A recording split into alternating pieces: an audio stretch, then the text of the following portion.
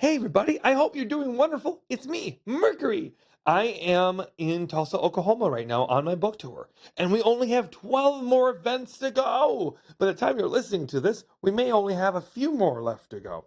But all that being said, please make sure you go to mercurystardust.com to learn where we are currently. And also, I want to say thank you to everyone who filled the survey out last week to help us decide if the new format that we are learning that we really like to do is something we can do long term with all of you. But all that being said, enjoy this clip show. Have a wonderful day. And remember, Matt, my wonderful sound person, did all this work for us. So make sure you're thinking the whole time. Thank you, Maddie. Everyone, thank you for always supporting me, and I'll talk to you soon. Bye-bye. A big thank you to our sponsor, iFixit, who fights for your right to repair and makes really cool tools in the process. If you need to fix your phone, laptop, or even a vacuum, iFixit has thousands of parts, tools, and free guides. Mercury, Mercury Stardust. She's a beacon of hope in the darkest night. Mercury, Mercury Stardust. She'll teach you how to make it all alright. Hey there, hi, my name is Mercury, and I'm the trans handyman. My pronouns are she, her, and I teach compassionate DIY. We're here to help renters, LGBTQIA members, and anyone who's feeling left out in the DIY space. Boom, boom, boom, boom, boom. I'm on live stream. I'm on live stream. Do. I'm on live stream. Da. I'm on live stream, motherfuckers. Man, I hope you got all of that. If you didn't, you were fired. Oh, I got it. Don't worry. Don't you worry about that. Wait, as soon as I sat down, did you just start recording? Pretty much, yeah. Okay, hold on. Maggie's getting in here. We're recording right now, Maggie. You are entering the after show, pre-show, show. And I'm on live stream. Now, you guys can all hear Maggie, right? Maggie, say something hi. Hi. Okay. You guys hear Maggie? She said hi. she said one single word. Hi. Hello. She said one I'm single here. word to keep it fresh for everybody. Me and Zizi actually got in a very big philosophical question about this past weekend about the ideology of pride. And Zizi actually believes, my spouse mouse, for those who don't know, Zizi believes very strongly that Happy Pride is actually an act of rebellion, right? Because so often we are kind of like our joy is like somehow suctioned out of us, especially this year.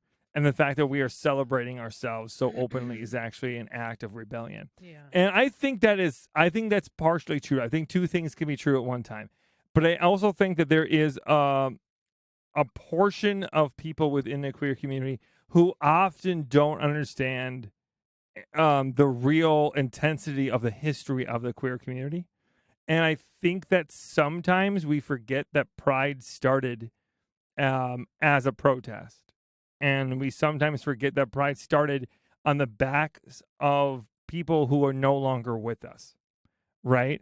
And I think it's really, really important to have that in a contextual way and keep that in mind, right? Because, yeah, it's just really, really important that we don't lose sight of all that and that we understand that Pride is about also paying homage to those who came before us, who made it possible for us to live openly, you know? They had to fight for it. Yeah, they had to fight. Some of them had to die.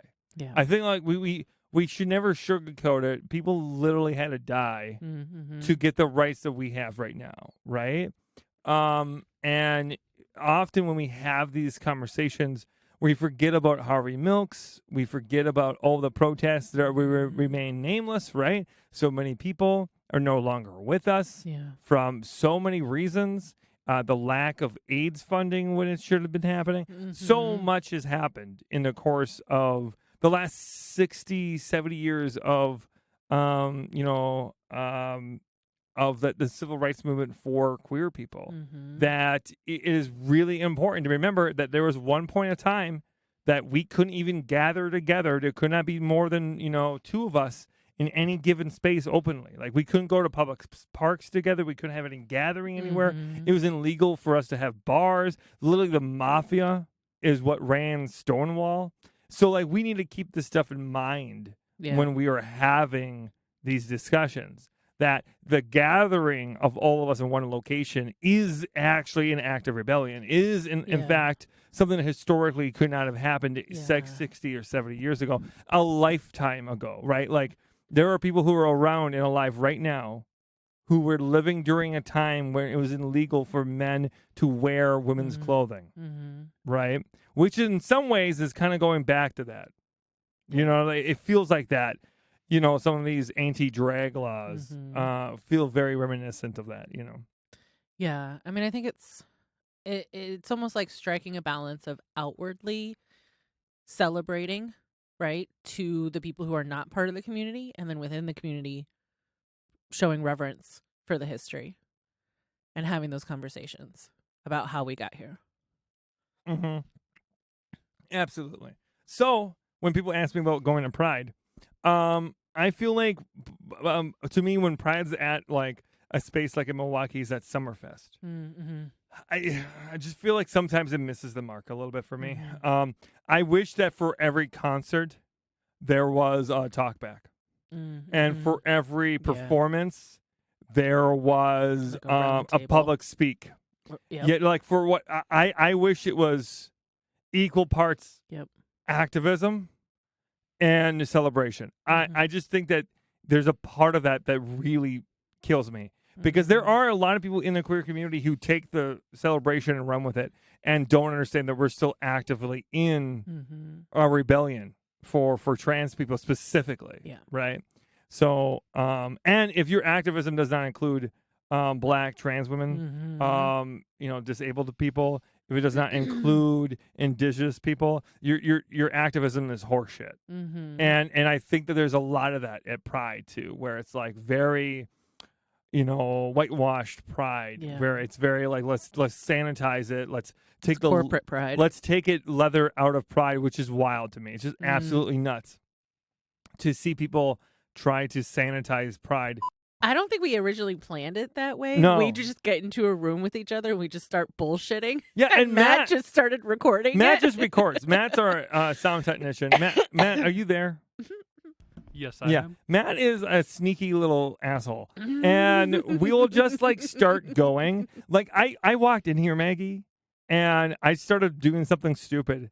Then I was like, Matt, did you record that? And Matt's like, yes, absolutely. And I'm like, that's how we got started today. And Matt just starts. He's just like, he's like, we're not going to wait for Maggie to come in and for you to get settled. No, 100%. For us to be like, okay, let's get started. It's just like whatever random Here's the thing. He knows we record this for an hour and we record the other part of the show for an hour. So he knows it's a 2-hour process, but it takes us forever to start the fucking podcast. So I think he's thinking, if I want to get out of here at a reasonable fucking time, I got to just start. Oh, these two are going to keep me until 9 o'clock at fucking night. And I have gotten in a habit where I look behind me, Maggie, and I see if it gets recording. Right behind me is the screen of the recording, and I can see when it starts recording. And then I'll look over there and be like, is that motherfucker recording right now? He does this to me every time. Yeah. But it's fun. I like it because it, like, you know, we get to connect and have a moment, and then we answer the questions, and that's a lot of work. It's a lot of brain power on your end, and then, you know, then we get to like take a break and reset. You know what I think is funny though? You think that the after show pre-show would be after, like we would record this after the podcast, and then it would be us discussing the questions that we just got. Ah, what's the fun in that? Yeah. And then we're talking about the questions again. That's no fun.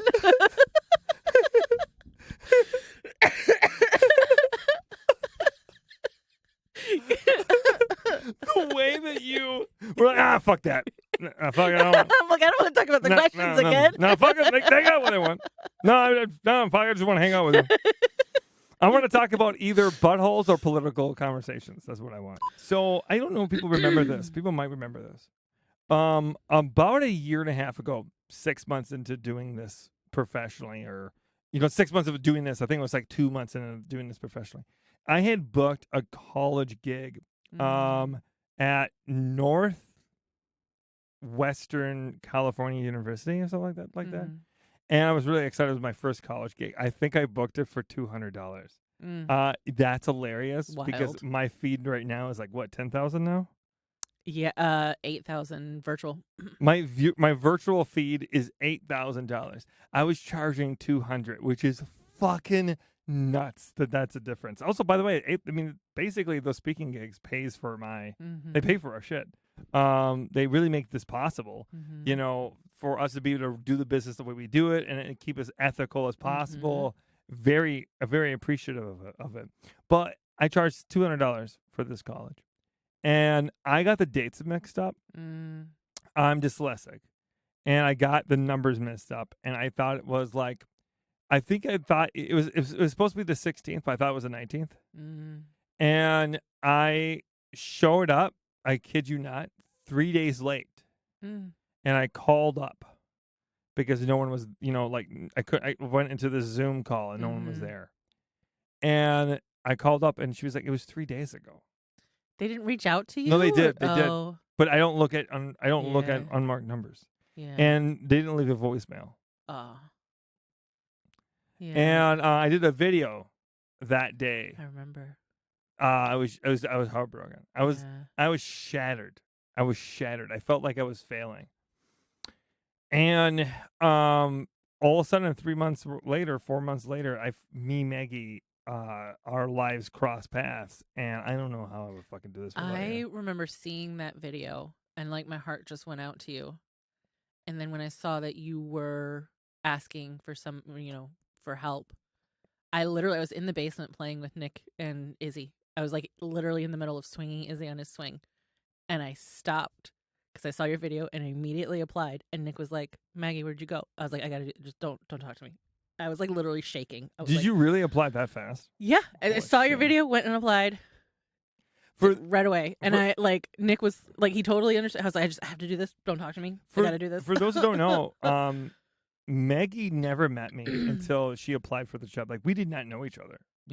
We only became business partners because we worked together for maybe like a month and a half. And then I was like, I love you. And then she just became my business partner because Maggie is like, in a lot of ways, kind of the exact opposite of me in a lot of ways. But we're also like really similar in a lot of major ways. And we have very similar ideology. But we have like very different ways of processing things and thinking things through, which sometimes it's really hard to have a conversation. Sometimes can be a problem, and I think we've had to learn how to. I mean, I think we're both people who have a tremendous amount of emotional intelligence. And I think we're both really able to navigate miscommunications.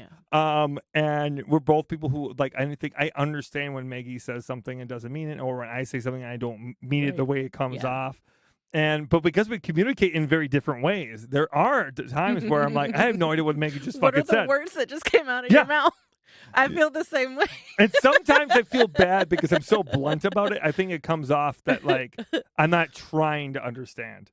Do you know what I mean? But sometimes Maggie will say things to me and I'll just look her in the face and be like, I have no idea what you just fucking said. I know that look no now. Idea. Yeah, Maggie does. Maggie knows the look now where she just she repeats it in a way that makes more sense to me.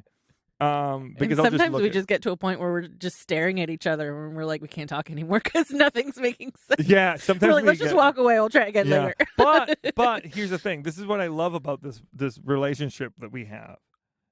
Because we have that different way of communicating, so many ideas, so many ways to solve problems are done in ways that would not have been created if we'd had the similar approach. Yeah.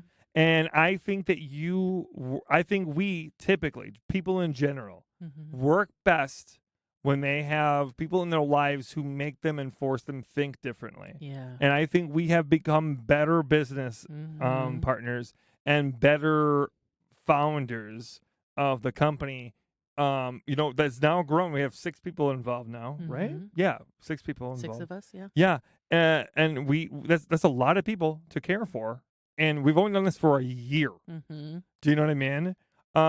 Yeah, the business Mercury Stardust Media was founded on May 27th, 2022. Are you fucking kidding me? Oh, that's right. We just celebrated our 1 year anniversary like just a few weeks ago. That's right. Oh, wow. That's nuts. Okay, are we ready, everybody? Ready. Buckle up those seatbelts because we're about to begin a ride of your life. Why did it make it sound like we're gonna die? You sound like that decree edit, Dev Cree edit of what's his name? The fungus mushroom man, Pedro Pascal. What?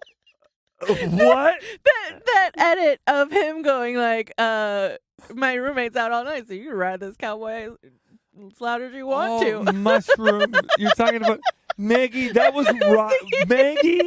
Maggie, the train of thought. But sometimes my brain loses words. The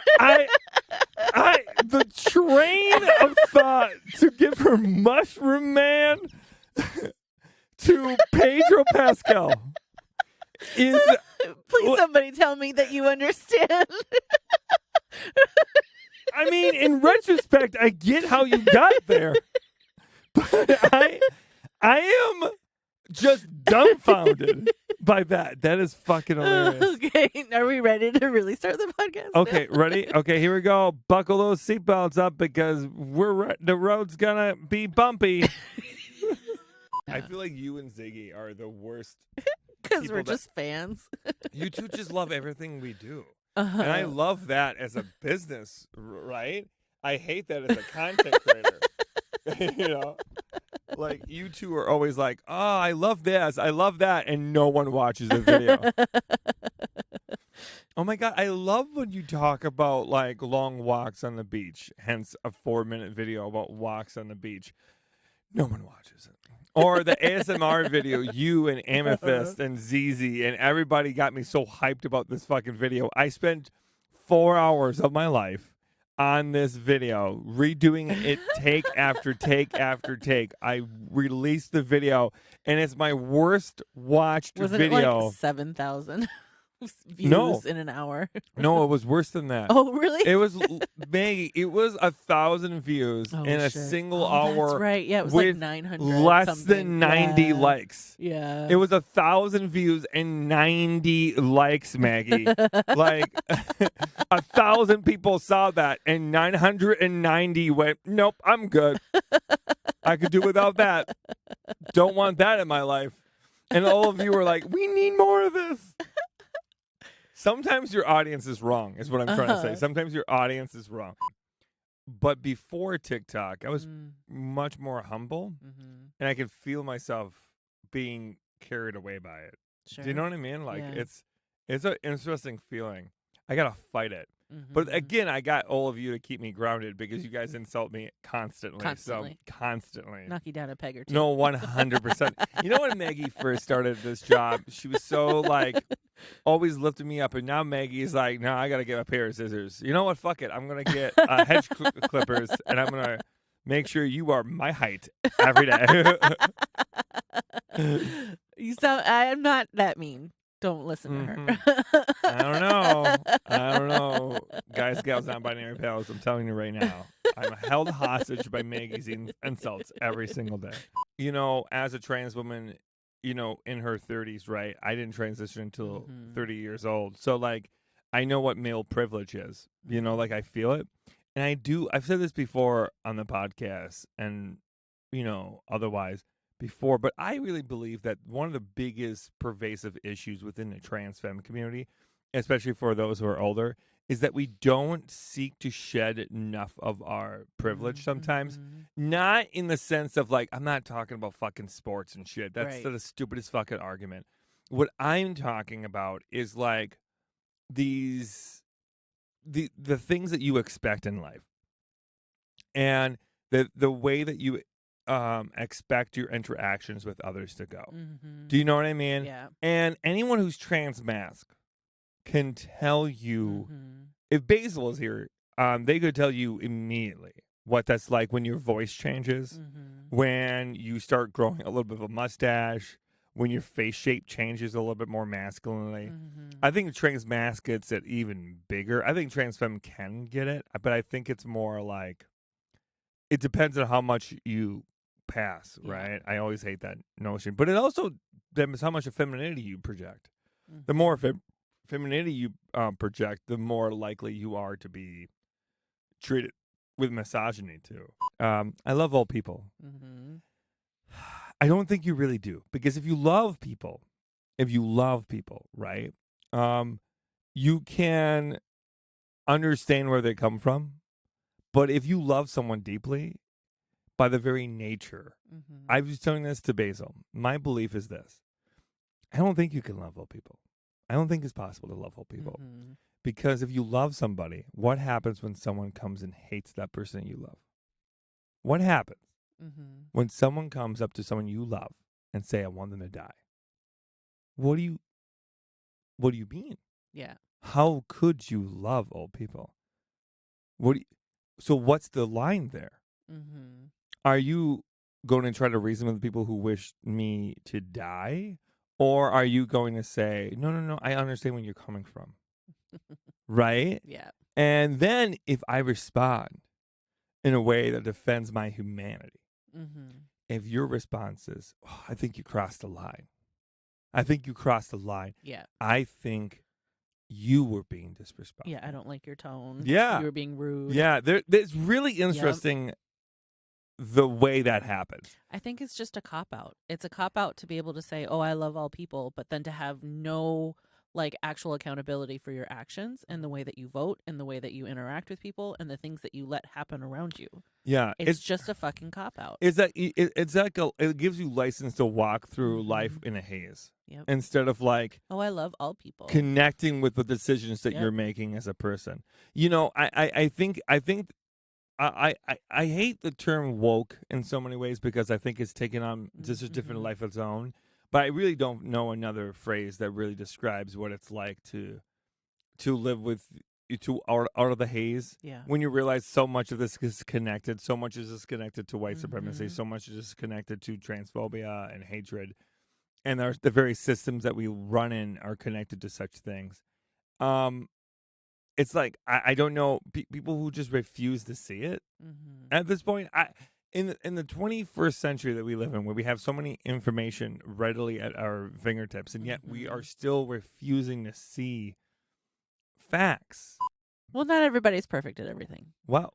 Okay, Maggie. Wow, way to believe that, Maggie. I don't know. Bringing us back to my ego conversation.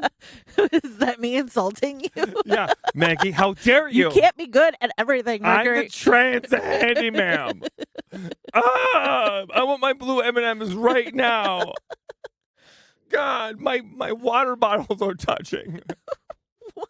I don't know. I just think it would be really funny that if in my writer I said I only want blue M&Ms and I don't want my water bottles to touch. I just think that would be the funniest thing to me. And then if I show up and everything is evenly spaced, oh my God. Fucking hilarious. Hey, Ziggy, come on air so the audience knows that I don't actually hate you. Come on air. Sit in Maggie's. Hey, Ziggy, yeah, come on air and sit in Maggie's spot until Maggie actually does her job and come here. Oh, hello. Yep, everyone, this is Ziggy. Oh, well, what an honor it is to be on a podcast. Mhm. This is the after show, pre-show. Oh, okay. So what does that mean?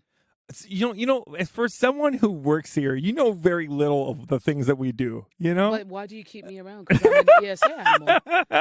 I will admit that I am still learning. Yeah, 100%. Yes. Okay, so the pre-show, after show Mm-hmm. is we record it before we record the episode, Okay. but then it gets added on at the end of the episode when it's released on Patreon. Oh, lovely. Yeah, so it's pre-show, after show. Okay. is warm up and bonus content. Oh, thank you for saying warm up, Matt. I really appreciate that. Me being, an ex-pro athlete, that's how I understand. Yeah, things. and Ziggy grew up in the streets, so she yeah. knows. Ziggy always feels the need, by the way, to always say everything. Oh yeah, I grew up in the streets, always, constantly. Yeah, that's why I am the way I am, because I was raised on the streets. I love you. I love you. We have an interesting relationship. It's lovely, actually. It's very lovely. I see you like a big and a small sister. And I see you as both my arch nemesis and my best friend. You know what? You're my Batman to my Superman. Sometimes you're my auntie and my uncle. Whoa, that's too much true. Oh shit. You are my cat and my dog. You are both my right and my left arse cheek. You are my mustard and my ketchup. You are my double chin and my hairline. I'm fucking sweating. You are my boxer brief shit, I and swore. my thong. Oh gosh, I swore twice. No, you can fucking swear. Oh, I can't. Oh yeah. Oh, well. Oh shit! Can I tell you a story? Tell This me, is Not please. really much of a story, but it's more like. So I had explicitly Yes. asked a runner of a pride event that we were just at, and I asked him before I did it, Uh-huh. "Can I swear at the speech?" And he said, "Yes." Now you know this about me. Yes. You know I'm a sailor when it comes to talking. Definitely. Also, I refuse. As tall and as good I looking. also take it as a huge affront that Mhm. you ask me to speak at your event and then you censor me in any way. Not a fan. Not a I fan. bet you didn't swear once, huh? I sweared the entire time. Right. I think I swore more in that speech than I ever fucking have in front of anybody. She just starts putting swear words in that don't belong. This is the problem I have. So this person comes up to me and says to me while I'm in front of an audience, you should stop swearing. And there's kids in the audience. Hold on, right? wait, this weekend? Yeah, this week. You left this out of the experience. Okay, this is interesting. Well, I forgot about it Yeah, until yeah. now. But because there's a lot that happens. Uh-huh. You know what I mean? Like sometimes you forget about little details like this. Yeah. And I then took it upon myself to then say fuck, like probably for like 10, 15 seconds. And then I said, butt fucker, fuck. And that's how I ended it. I ended the speech that way. Please tell me you got a round of applause. Oh, really? The fucking audience loved it. Oh, fucking love it. But also, I also took it upon myself then to say that I got permission from the runner of the festival to say this. Yes. And I'm going to be honest with you. When you tell someone not to swear, They swear more. and that's what you're worrying about, Yes. you're missing it. 100%. If What you is sense- wrong with swearing? I don't. The thing. Wait, like, Here's the thing. We care Wanker? more. We care about more about word choice than we care Fuckity about fuck. context of the word. The context of the fucking word matters. bum fluff. Bum fluff. Bum Yeah, fluff. I don't understand. What bothers me about all of it. Oh yeah, can you hear Can you hear me now? I can hear Maggie's myself. in here and trying to give Ziggy a full experience now. Oh my And goodness. Ziggy didn't know This that is you what I can sound actually like. have your headphones on while we do this. I was doing this all without my headphones. Yep. And now, isn't it an amazing experience? I sound so posh. Now I understand what people say about my voice. Yeah, you do sound very posh. You're It's very posh. ironic because I grew up on the streets. Very. Fucking Ziggy, I love you. But before you go, because I feel like you're the perfect person for me to bitch about this. with, Okay. Is I feel like the context of the words that you say Yes. far exceed the words choice you use. So I think if you use motherfucker, butt fucking, piss fucker Yes. is nothing compared to, trans women are gross and are threats to women. Yes. I think there is something dramatically worse Yes. to the latter than the former. Exactly. You know Matt's not going to cut this out. Maggie. If you have time. Yeah. If you have time. like it's not his job. Matt enjoys. I think I've listened to a few of these now, the after show pre-shows. Matt enjoys leaving in basically everything. Matt likes the mayhem. Whoa, whoa, whoa, whoa, whoa, whoa, whoa, whoa, whoa, whoa, whoa, whoa, whoa, whoa, whoa. Whoa!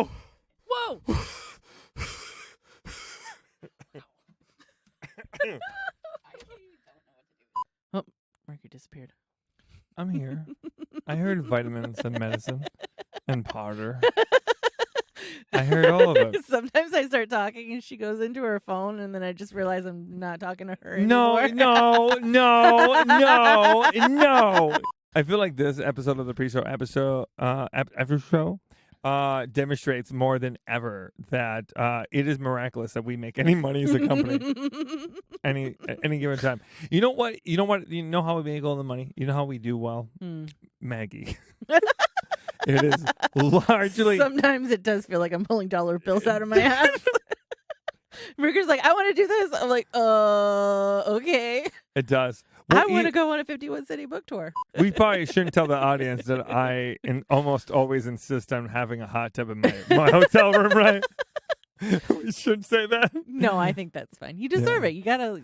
You're gonna be on a road trip So, for 8 weeks. One of my Maggie this knows year. this. I like better hotels. Yeah. I'm okay with spending more money on the hotels, and the reason why I'm okay with that is because I travel pretty rough, and I will refuse to go to the bathroom. Mm-hmm. So like I will rather. I get really nervous. Traveling is nervous inducing for me. Depending on where we go, especially the coming up stuff. But I like to feel as taken care of as possible in my hotels. Yeah. That has only increased as my transition has gone on. And I have found that I'm not treated as badly at hotels when I'm paying more. Yeah. I'm treated pretty poorly sometimes at hotels if I'm Sure. paying the bare minimal. And I get nervous when that's the case. And I know that's kind of a cop-out to some extent, but it's my truth. I gotta tell you, it sucks sometimes when you stay at a hotel and you're treated weird by the staff. It's not a comfortable feeling. But yeah, that's mine. And a hot tub is fucking awesome. So, and my joints are beat up too. So Yeah. I appreciate it. But also usually the hot tubs are not that much more. No. Hey. That's Danny's voice, and this is. You're gonna say my name? Or just... But I was trying to have you talk, Oh. and then me say so they know distinctually Okay. whose name is what name. Oh. Whose voice is what's name. We are professionals here. We do this for a living. Yeah. Hey, speaking of the things we've done for a living, should we talk to Danny about our VidCon experience? Oh, we probably should. It was a lot. Yeah, because the audience has not heard this yet either. I am dying to hear all of the tea. I want to know all of your secrets. Okay. VidCon was a cool experience. Like, VidCon was genuinely, I mean, it's the first time, I think, genuinely, as a company, I think we felt like really legit. I mean this in the nicest way possible. Content creators are a few fries short of a Happy Meal. And all of them, except a very few, are chickens with a head cut off. They have no idea what's happening at any given time. And even the best content creators I know, the best producers of content, the smartest fuckers that you can meet in person, they have no structure around them. The fact that we have structure and the fact that we have people would be like, okay, how do you afford to have this many employees? And how do you afford to do all these things? And I'm like, how do you not afford? I'm confused. Is there a code that we're speaking? You know? I'm not going to lie. I made a little face for the people who can't see me right now when you said the fact that we do have structure. This is structure? Question mark. It's the beginning of structure. Okay. It's Danny- structure like. Danny, this is I respect it. but Danny, here's the thing though. You're not wrong. But that's how lack of structure they have. Right on. The fact Okay. that we even have walls made out of cardboard is impressive to people who have never lived in any type of structure before, right? Like, we got, you know what? We got a blanket for a roof. They don't even have a roof. Do you know what I mean? Like, that's the route that they're at right now. No, Danny, the little kid, is on a tricycle. They're So just wait, they're not on tricycles? I thought that they were also on tricycles. no, bestie. Okay. I have a question then. When and where does the hedge maze come in? Are At the they in the end. hedge maze? No. They're at the end of the hall and also chopped up in pieces in a flashback. What? Wait, whoa, wait, what? No, what? Yeah, the twins from The Shining. Like that's the Wait, they're not chopped. When are they chopped up? Matt, that's the backstory. Their dad was like a previous keeper and went nuts and is killed his that the family. backstory? Wait, what? Hold on. I read the book, but I didn't pay that much attention. Wait, they were chopped up? I thought they just they drowned or some shit like kids do. No, it was Welcome an to the axe thing. pre-show, after show, everyone. Wait, my mind is blown. Did you guys see that the sequel to The Shining, Dr. Sleep. Doctor Sleep? Yeah, I sure did. Yeah, that movie was fucking rad. It was so good. I mean, it's wild to do a sequel that late, but like that was solid. I wish more people would have talked about that movie. I actually haven't even seen The Shining. You were fucking dead to me. That's why You're I You haven't said are, anything. you are two kids chopped up with an axe. That's the kind of dead to me you are. Thank God this is behind a paywall wall. For now. All I gotta say is it is so obvious that all three of us have ADHD. It is so obvious. And here's the thing, so does Matt. So all Yeah, four we're of four us, for four. the people who are running this fucking thing, the people who should be trying to stay on task are all like ADHD to the fucking high heavens.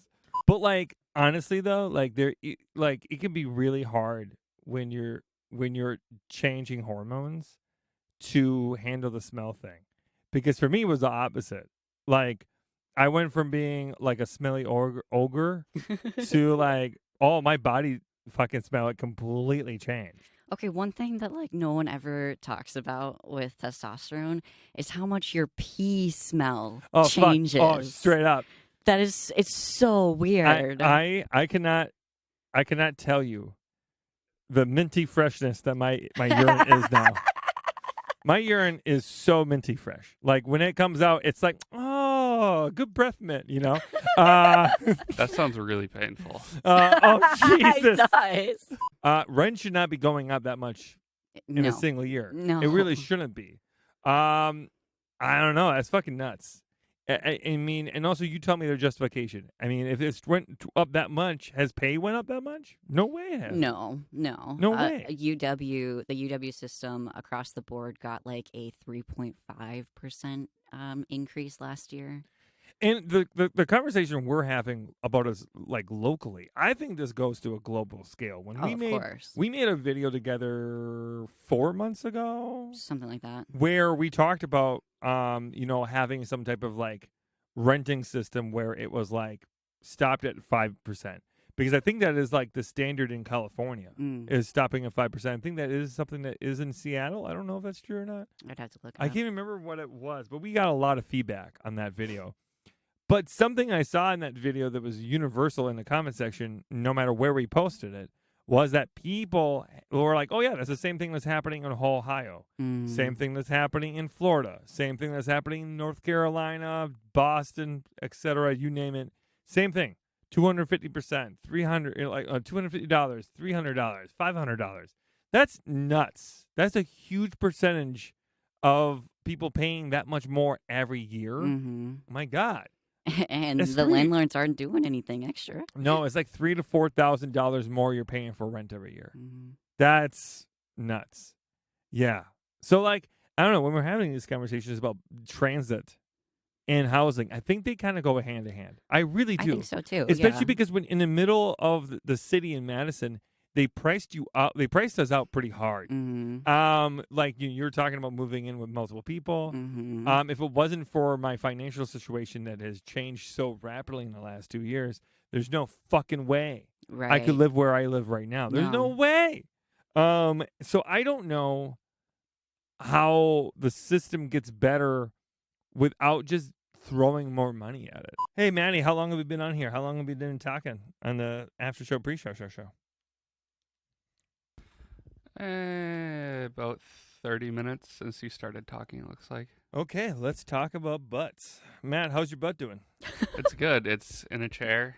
It's comfortable and warm. This is secretly why I didn't want Maggie to be on the podcast anymore, because she's the HR department. And I really want to hear about your guys' butts. Basil, how's your butt?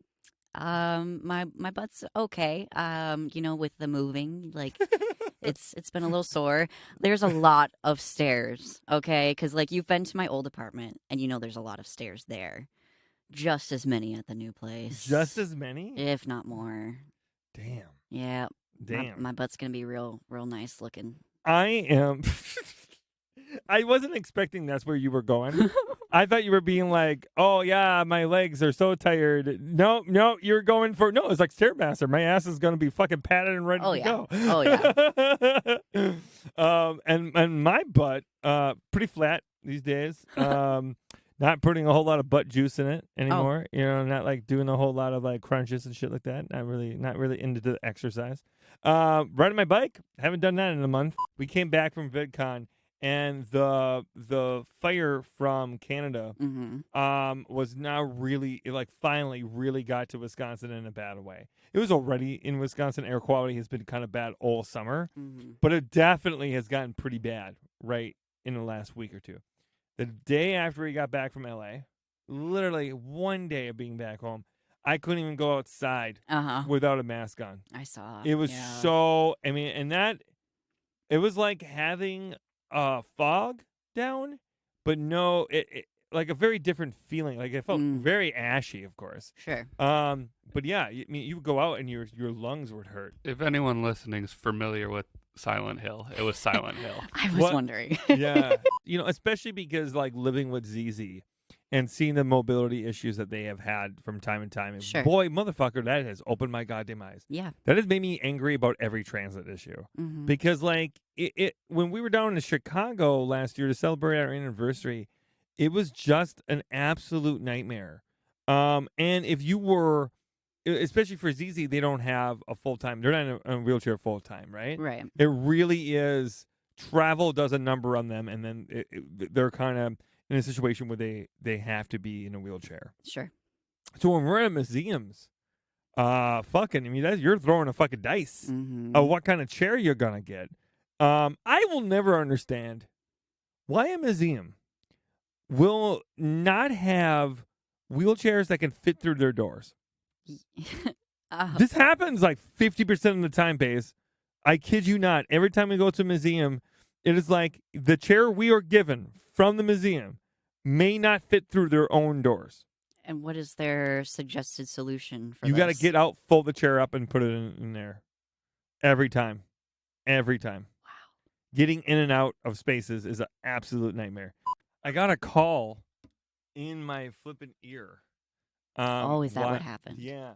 And so for those who are just listening on the Patreon episode, I have my earphones in to talk directly to the audience underneath my actual headphones for the podcast.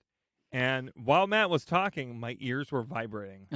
And then they were making noise. And I have bone conducting headphones, so I'm sure you all heard it.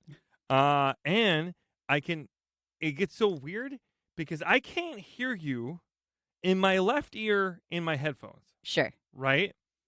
But with my bone conducting headphones, I can hear very well out of both my ears because it's directly to my, like, past my eardrum and shit.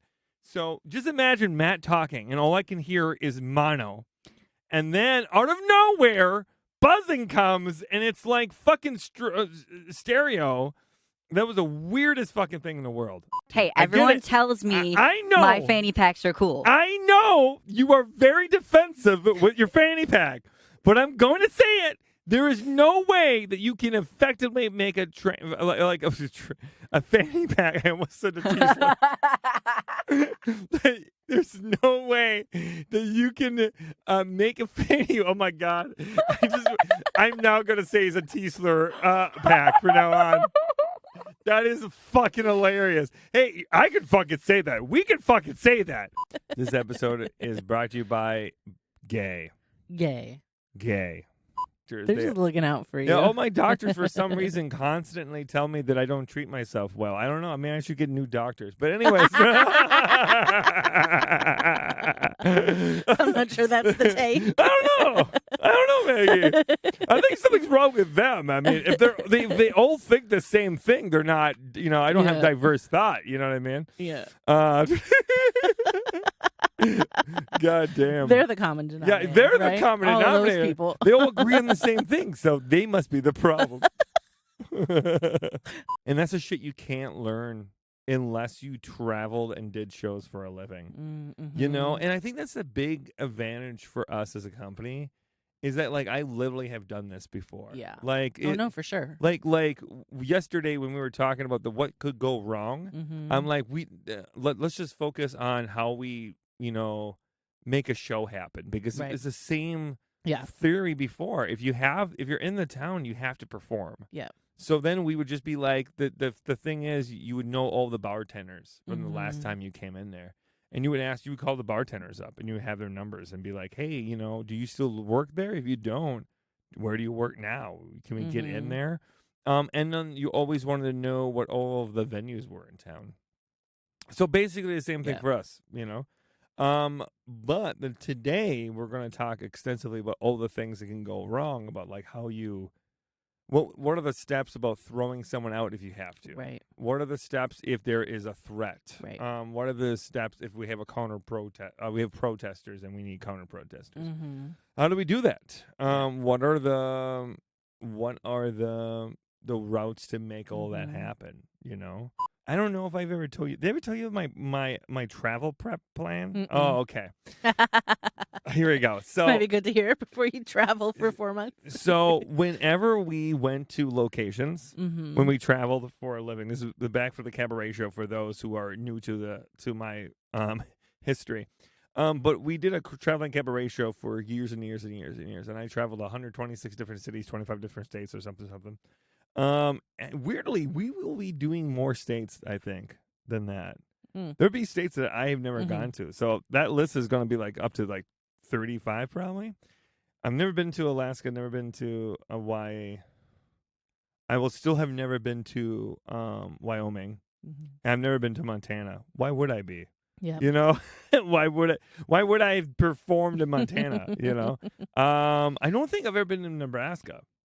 So that would be a fun one for us. But anyways, to my my travel prep thing, we would always bring a Rolodex. This is how old some of the people in the show were. I was the young one by like 5 or 6 years. No, I was like 10 years younger than the next person. The other person was 32. I was like 22 at the time. And they would bring a Rolodex, and they would keep note cards and shit in the Rolodex.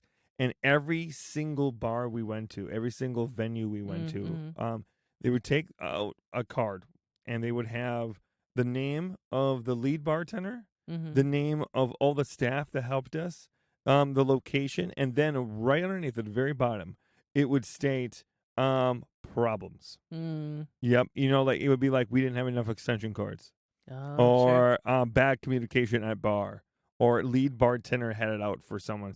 You know what I mean? And all that stuff was there.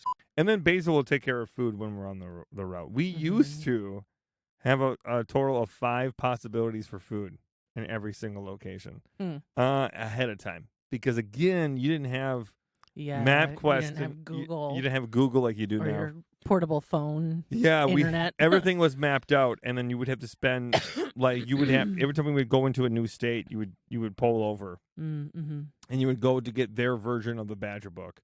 You know what a Badger book is? Yeah. Okay. Good. Yeah. So So like a lot of states will have. They used to always have a state map at every gas station. Yeah. And they used to have a restaurant book and a yellow book that you could be able to get from every single gas station. And then that's how you knew, Right. where you would look at the city and then you were kind of just trying to go for it. And, you were just throwing shit against the wall, basically, when you're trying to get food. There was no way to fucking Google the 5-star anything. You know what I mean? Nowadays, god damn it, you're so fucking stuck to Yelp and shit. Yeah. You gotta, as a business, I don't know how they do it like they used to, but Yeah. it has to be so much harder to be a small business now in that way, because like you used to be lucky to be found. Now you gotta be on the internet, and you gotta be on the internet constantly in order to get people to come to your restaurant. It's annoying. It is wild what 30 does to you, especially if you're on the road all the time. I have never spoken to a traveling performer who's done it more than 3 to 5 years and not have them say, yeah, I mean, I can't sleep. Like, like sleeping at the same bed every night is like genuinely hard after a while. Yeah. Like things fuck with you. Like, I used to miss the smell of hotels. Really? Yeah. Because you get to a point where you're just so used to it. Yeah. I should probably explain this to Danny and Basil. Yeah, it'd be good for them to know. You will also get you will think you'll hate everything, and then you come back home and you miss it. And having a day and 2 where you don't do anything, you will go insane. Yeah. It's so wild how quick your brain hardwires to constantly be in the move, and when you don't, you get super depressed. So like we would literally plan something every other day when we got back. Like we would like, oh, we're gonna do a pool ball party together. 2 days after we come back, and 3 days after we come back, we're gonna go to the bar, and 4 days after we come back, we're gonna do. You know what I mean? Like, the farther out we got, the more space we got, and then we, it was like a way to just like desimulate from it without like overdoing it, if that made sense. Yeah, for sure. Yeah, touring's a serious fucking business. Yeah. Well, I mean, the fact that you've done it before is why you're doing it now. Yeah, like... this is what makes me laugh. When we first announced this to the powers that be that would be able to make this work for us, one of the things that, I'm so easy to insult. I take everything so fucking personally. But like, I think for me, hearing someone say, well, we don't want to put you through that. I'm like, we don't want to wear you out. Yeah. I'm like, you don't fucking know. You're talking to a professional marathon runner, motherfucker. But I have such a, like, if you tell me to not do something, I will immediately do it. I'm the you cat. Mean you run on spite? Yeah, I'm the cat on the corner where you're like, don't do that. Don't, no. And then when you stop, I just knock over the mason jar and break it on the floor. That's me. I'm that cat. But I hope that people that be who are booking these flights understand I have to be at the airport an hour earlier than anyone else. I have to be. Because there is a very good chance that on one of these flights, there's 12 for the whole run, right? I think there's like 6 in the first week. And then 6 for the rest of the tour, something I think. like that. There's 12, right? There's going to be one where I'm going to get in a private room. I guarantee it. There's no way. I've been too lucky. Yeah. And every single trans person I know is like there's a certain level of like how many flights you'll go on until you have the bad one. So we'll see. But like I get so nervous. Yeah. And then also Basil is just so much more prepared than I ever could be about stuff. So I think between the 3 of us will be a great little match. Yeah. But I do suspect we'll have 1 or 2 times where we have no idea what we're gonna do. Again, we'll cross that bridge when we fucking get there. There's no point of worrying about it because we have no control over it to begin with. Yeah. We could be the most prepared fuckers in the world, Shit's Maggie. still gonna happen. Yeah, no, it's gonna be like when I was running Old Brick Gardens and I was doing that like Gleam event, right? This was 2 years ago. I had that thing running like a rolling machine. Nothing ever went wrong. I was fucking killing the game. Just fucking killing it, right? Then one night, an 8-year-old kid, for absolutely no fucking reason, pulled the fire alarm. And In what world would I have guessed an 8-year-old child? I saw him do it. He walked up, he flipped it open, and yanked on it. Oh shit. I mean, that was wild. And his mom was like, "Oh, Johnny. What do you mean, oh, Johnny?" We shut down the whole event because of this. Fuck. Yeah. Because I take such pride in doing things really well. Yeah. It's really hard for me to be like, Maggie. I'm just gonna have to be okay with fucking up. Maggie. Mistakes do not indicate failure. Yeah. Mm, Failures don't indicate a moral deficit. yeah. Okay? Like, it is okay if something goes wrong. I guarantee it, Maggie. What it does for us is opens up a chance for two things. Growth for the three of us together Mm-hmm. to actually, if things go wrong, that'll be good for morale for us because Yeah. we got to come together go and through it figure it together, out. Yeah. And number two, if things go wrong, it could also be potentially great content. Good to know. You know, for real though, like if we find ourselves stranded because the car broke down, Maggie, Yeah. the internet will lose their shit to try to help us. We will be Yeah. fine, Maggie. Yeah. Like the only It's thing all that part of the story. yeah, the only thing that could go wrong is if I lost my phone. Are you bringing all 5 phones, right? I was, you know what? I don't know. I will say I hate AT&T. I just want you to know that. Really? Yeah. Why? Fuck. I have the worst luck. Well, my fucking phone. You know that one time, Maggie, you told me that no, your phone should be hooked up to the Wi-Fi. Blah blah blah. Maggie, I don't get texts most of the time anymore. Huh. I don't get text down here. I literally have been trying to send messages to people. It doesn't work. It's hooked up, but I don't get text messages. Don't work for me. Go ahead. Let me see. Because mine works fine. I think Oh, it's okay. You have to have Wi-Fi calling on. Have you tried that? I don't know what the fuck you're talking about. It just means that it will work over the internet.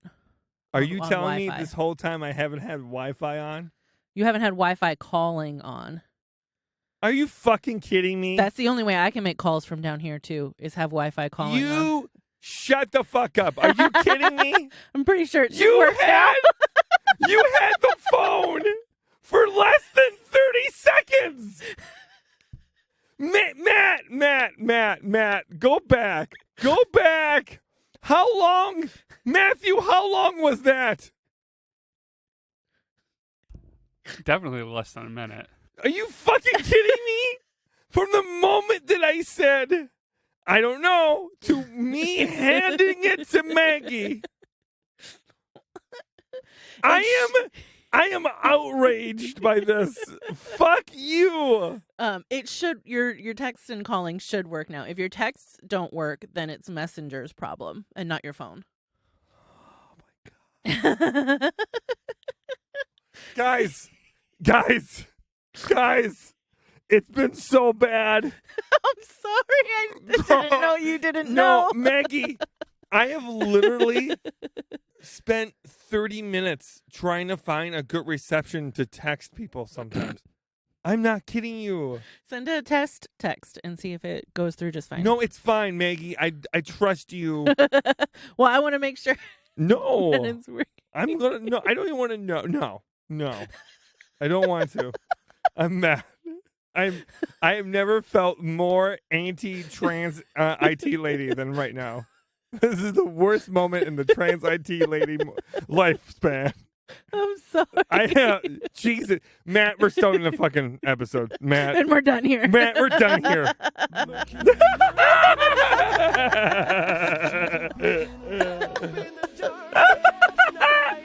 Mercury Stardust, she'll teach you how to make it all alright. Whoa, dude, it's weird to be like back in a fucking podcast booth with you.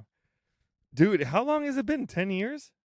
Well, it depends on if you include when you, me, and Maggie were all crammed in this room together. Yeah, that's true. For those who do not know, which is all of you, me and Matthew, had a podcast together called Running with Scissors. Yes. And that podcast is dead for so many reasons. And then I started my own podcast called Shut Up, I'm Listening with Mercury Stardust. And I loved that name, but we weren't really consistent with the episodes. Yeah. Um, Was this before or after you tried to like start the whole podcast network? this was after that. So we had littlepodcast.com. Still a great URL. It is one of the best names of something I've ever thought of my entire life. Littlepodcast.com. Crazy. We had a pretty good amount of podcasts on there. We had, how many did we have total at one point? 11? 12? Yes. I think something we like did that. because we had Mad I'm City. trying to remember. Like I had a website where they were rows and columns, and I think it was like 2 rows of 5 or 6. We had the Mad City Theater Review one. We had 10 minutes about your favorite movie. We had Born in the 80s. Shut Up, I'm Listening. At one point, we were running with scissors at the same time. We did a lot. Justin Yeah. Schober had a film one. And then we had a few podcasts that were like, have been around for a while, who were on there too. But basically, we were kind of talking about the early days of my career in social media because Matt knows this to be true. He's the only one alive. You're the only one in the world, I think, who knows I've been pursuing a career in content creating for like 15, 16 years. Right? Because you and I, we filmed, one of the very first times I ever filmed anything stupid for the internet was Matthew's ant video, grasshopper and ant video, back in 2009? The first time that I started having the notion of like starting something in Madison was because there was this guy named Mike Lower who was a technical director for Children's Theater of Madison. Okay. And I was his intern for a semester. And he talked to me about something called theatrical migration. Do you know this term? I can guess. The bigger, larger term is called artistic migration. Yeah. Is it like people move out of like places like this to go to? Yes. So artistic migration is essentially when people leave a city that they start in to go to a larger market for the opportunity to be able to, be seen by more people, essentially.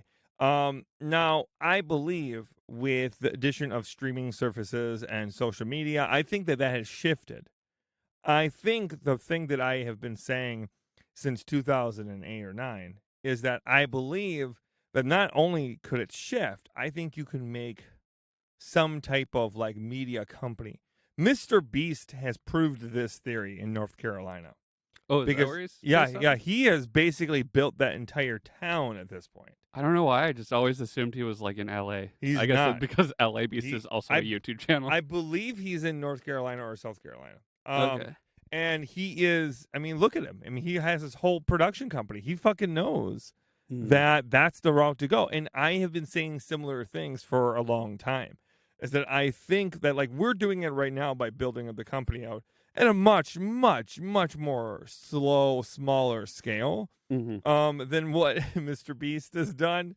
But like I do think that is the whole point. Was I heard that Mike Lower say to me, he got really mad about me talking about going to Chicago or New York, and he said, "Of course you would."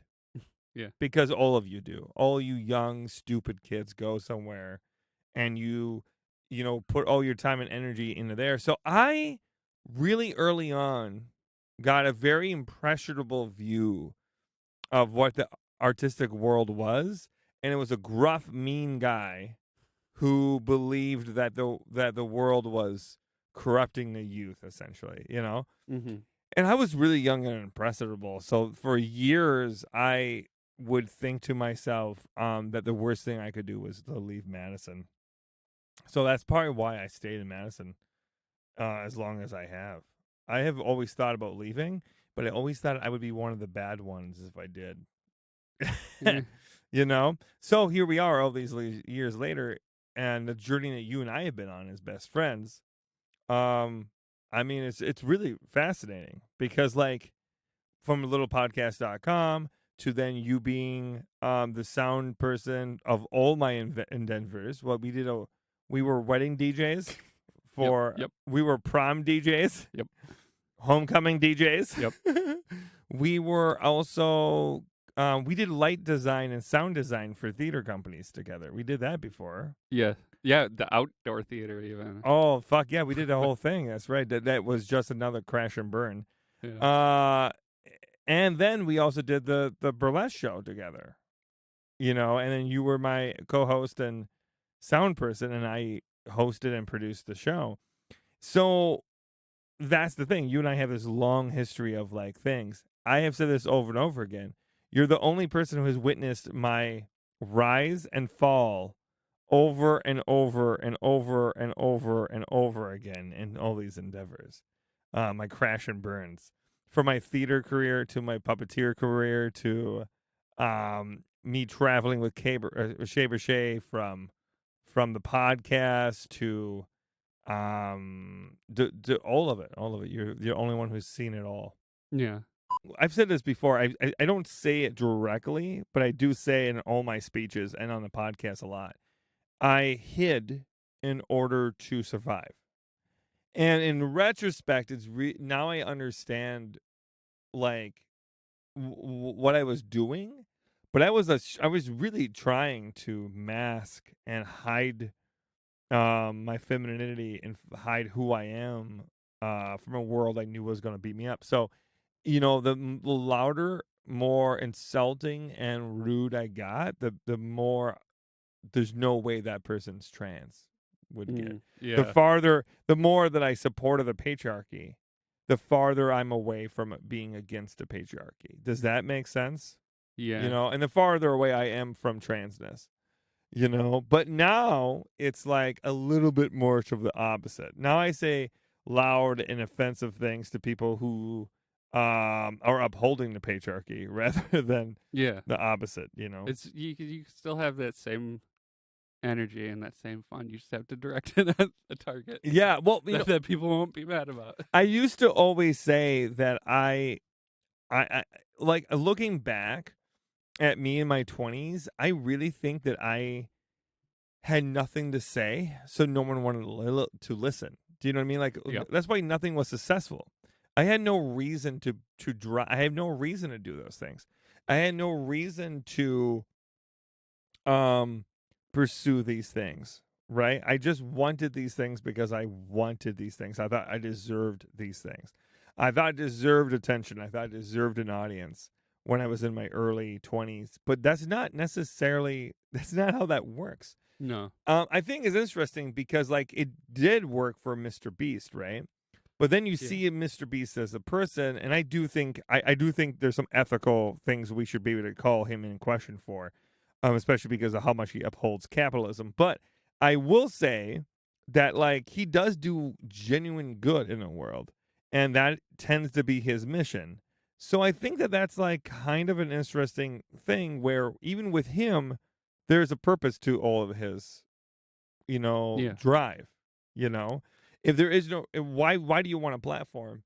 Why do you want all of this stuff if you don't have a true reason for it? Other than greed. I moved into Matt's, and I said, yeah, I know Donald Trump's going to win the election. Mm-hmm. And Matt got mad at me. This is like a month out. This was when nobody was taking him seriously. Yeah, and so in my defense, it was ridiculous. And I said, oh, he's 110% going to win. And Matt was like, why do you think that? And I said, I work with these guys. I work in this industry. And I know that the type of rhetoric he is saying is resonating with my coworkers so much that these motherfuckers who I've known for a decade want to vote, and they've never voted in an election in their lives, and they're in their 40s. So I knew it was like not great. And come that election night, history was made in the worst way possible. Yeah. But Matt saved my life. Matt took me in, and I think I was in the worst place emotionally my entire life.